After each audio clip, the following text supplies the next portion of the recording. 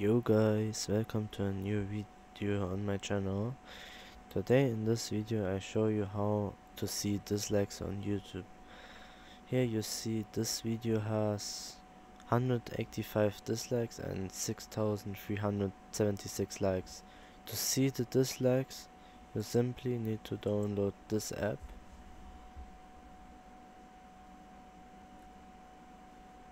Return. Oh wait, that was. Yeah. Return YouTube dislike. Then you click on this link. Click on install. Then you can pick which app you use. I'm using Firefox. Then you press on Firefox.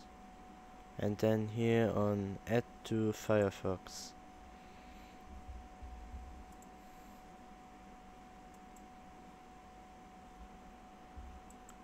Add. Now you see here this list, and that means you have added return YouTube dislike. And that is how to see dislikes on YouTube. Thanks for watching. Bye.